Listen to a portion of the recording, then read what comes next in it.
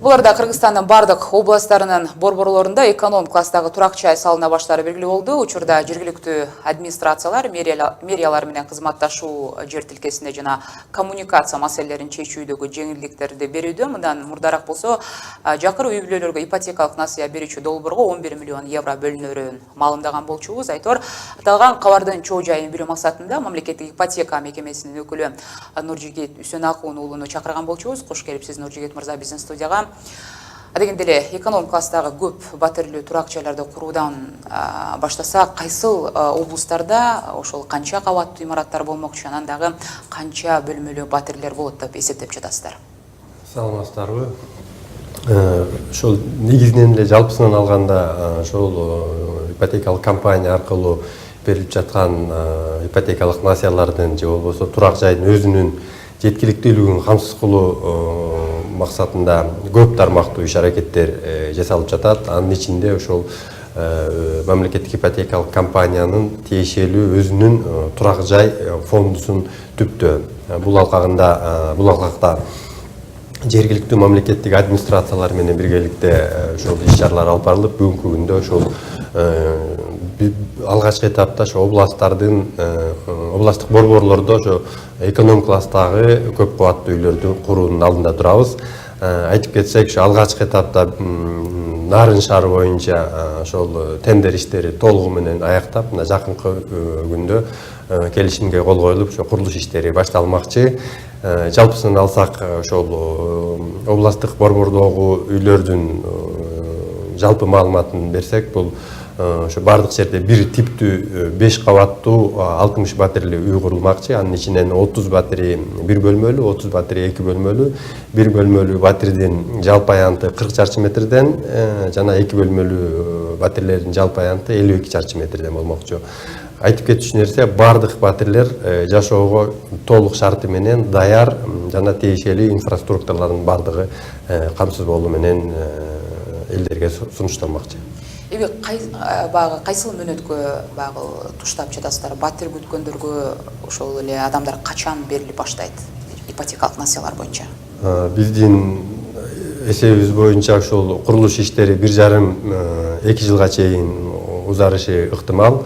Буюрса ошол үйлөр курулуп бүткөндөн кийин батирлер жанагы турак жайга муктаж жарандарга бүгүнкү күндө берилип жаткан ипотекалык насыяларга салыштырмалуу түрдө алганда андан да жеңилирээк шарттар менен берилмекчи. Маселен, ошол мөөнөтү ошондой эле 15 жыл болгону менен пайыздык чендери ошо 6, балким 7% менен ошо берилет. Өздүк салым талап кылынбайт жана ошо башка ошо ипотекалык насыяга караганда башка дагы жеңилдетилген шарттары бар. Ошо жалпысынан алганда бул ошо ипотекалык компаниянын өздүк турак жай фонду болгондуктан муну биз түздөн-түз ошол ипотекага муктаж жаранга ипотекалык компания өзү ошо узак мөөнөткө ижарага берүү жолу менен сатуу механизмин ишке ашыруу менен аткармакчыбыз. Бирок биз билебиз, бул жалпы эле Кыргызстанда ошол сатылып жаткан батирлердин орточо баалары туурасындачы 1 бөлмөлүү, 2 бөлмөлүү деп бөлүнүшүнө, ошол эле ичиндеги шарты боюнча дагы бөлүнөт. Ошентсе дагы азыркы ошо эконом класс деп аталып жаткан батирлер орточо эсеп менен кайсыл сумманын тегерегинде болушу мүмкүн? Бул эми ар бир шаарда өзүнчө баалар каралса керек. Баалары чыгарылган, долбоор өзүнчө болгон. Бул ар бир жердин өзүнүн жер кыртышы жана башка долбоордун өзүнүн спецификациясынан көп эмелерге байланыштуу.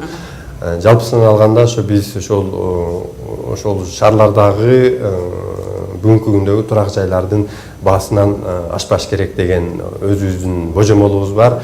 Ал эми ошо жана тендерлердин ошо натыйжасынан батирлердин баалары анык болот. Бирок ошол эле кезде ошол курулуп жаткан батирлердин сапатына болгон көзөмөлү кандай болот? Эконом болгону менен ошол арзаныраак баасына татыктуу болуп калбайбы дегеним. Албетте ошол курулуп жаткан үйлөрдүн сапатын камсыз кылуу биз ошол буйрутмачы катары мамлекеттик ипотекалык компаниянын негизги ошо иш аракети ошо убактысын жана сапатын камсыз кылуу жаатында бир иш чаралар жүргүзмөкчү. Ал үчүн биз ошол жанагындай техникалык көзөмөл деп коет, ошол иштерди уюштуруп, тиешелүү адистерди ошо ар бир курулуп жаткан үйгө коюп, ал киши ошо көзөмөлүн күн сайын жүргүзгөнгө мүмкүнчүлүк алат. Жогоруда биз сөз кылып жаткан долбоор боюнча бул жанагы аз камсыз болгон жарандарга ипотека менен турак жай берүү долбоору менен биргектейби же бул өзүнчөбү? Жалпысынан алганда эле ипотекалык компаниясынын иш аракети билесиздер, өкмөттүн арзан турак жай 2015-2020 программасын ишке ашыруу алкагында алып барабыз.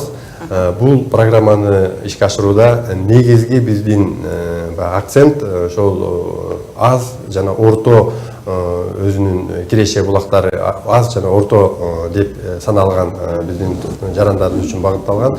Андыктан ушул биздин көп кабаттуу үйлөр дагы ошол аз жана орто киреше булактарына ээ болгон биздин жарандардын шартына ылайык болмокчу. Ошол сиз айтып жатасыз үй бүлөлүк кирешесине жараша деп, бирок ошол эле кандайча бөлүнөт же болбосо муктаж болгондор деп кандай тандалат дегеним. Ошол эле кезекке кандай туруш керек? Тандоо иш аракети толугу менен жергиликтүү мамлекеттик администрация аркылуу болот. Бул жергиликтүү ушу шаарлардын мэриялары болмокчу. Ал критерийлерди, талаптарды, ушу жарандарга коюлган талаптарды биз бүгүнкү күндө ошо өкмөттүн ошо арзан турак жай программасына катышууларды тандоо жөнүндө убактылуу жобосунун негизинде бекитилген. Бул балким бул өзгө критерийлерге өзгөрүүлөр кирет. Себеби дегенде бул сатылуучу көп кабаттуу үйдөгү батирлер андан дагы аярлуу социалдык жактан аярлуу жарандардын катмары үчүн берилгендиктен балким жанагы талаптар дагы мындай катуураак, ошол аярлуураак жарандар катышып алганга мүмкүнчүлүк алыш үчүн кайрадан каралышы мүмкүн. Жакшы, дагы бир суроону бере кетейин. Бишкек шаары боюнча буга чейин ипотекалык компания ошол Тоңгоч ичи шаарчасындагы 135 батир бар 9 кабаттуу үйдүн курулушу каралып жатканын кабарлаган болчу. Бул маселе бүгүнкү күндө кандай болуп жатат? Бул маселени аткаруу алкагында биз ошол мамлекеттик курулуш комитети менен, Госстрой менен биргеликте иш алып барып жатабыз. Бүгүнкү күндө ошо долбоорлоо иштери толугу менен бүтүп, тендер жарыяланган. Тендердин ошо ачылышы 8 август күнү болмокчу. Ошол тендердин ачылган күнү ошо кандай арыздар, кандай долбоорлор түшкөндүгү белгилүү болот. Азыркы күндө ошол баардык курулуш компанияларды ушуга чакырып кетет элем. Ошол тендерге катышып, жана эконом класстагы турак жайды курганга толук мүмкүнчүлүк бар. Самалуу эле күндөр калыптыр анда. Биз буга чейин өкмөт ипотекалык насыя алуунун шартын жеңилдетүүгө ниеттенип жатканы дагы айтылган эле. Эми жарандар ошол документтерди толтуруудагы жана машакаттар туурасында дагы буга чейинки алынган жана берилип жаткан насыялар боюнча пикирлерин билдиришкенин билебиз да. Негизи документтер боюнча кандай маселелерди чечип атасыздар? Жалпысынан алганда бүгүнкү күндө ошол процедурасы төмөндөгүдөй, турак жайга муктаж жаран же башкача айтканда турак жай жок жаран ошол жергиликтүү мамлекеттик администрация аркылуу тизмелерге кирет. Ал тизмелер ошо жалпылоо иретинде өкмөттүн ыйгарым өкүлчүлүктөрүндө же болбосо областтык администрацияларда топтолуп, андан соң кароо үчүн мамлекеттик ипотекалык компанияга жөнөтүлөт. Мамлекеттик ипотекалык компания жана мен айтылып кеткен ошо жарандарды тандоо критерийлерине төп келген жарандардын тизмесин каржылоо үчүн биздин өнөктөш банктарга жөнөтүлөт. Жалпысынан айтканда сиз туура айтып атасыз, ошол процедураларды жөнөкөйлөтүү бул дагы ошол турак жайды жарандардын турак жай маселесин чечкенде чечип жатканда жеткиликтүүлүгүн камсыз кылуу деген бир шарттардын бири. Андыктан ошо процедураларды жеңилдетиштин үстүндө да биз карап иштерди жүргүзүп жатабыз. Жакынкы арада кошумча маалыматты ошол жанагы билесиздер, ушу май айында мамлекеттик ипотекалык насыялоо жөнүндө мыйзам кабыл алынган. Ошол мыйзамга ылайык жанагы өкмөттүн программасына жана убактылуу жобого дагы өзгөртүүлөрдү кирүү каралган. Бул маселелер азыр бүгүнкү күндө ушул Кыргыз Республикасынын өкмөтү аркылуу каралып жатат. Бул өзгөрүүлөр бекип кала турган болсо, жанагындай жеткиликтүүлүгүн камсыз кылуу иретин алкагында процедуралар жеңилдеп жана шарттар дагы оңойлоп калганга мүмкүнчүлүктөр бар.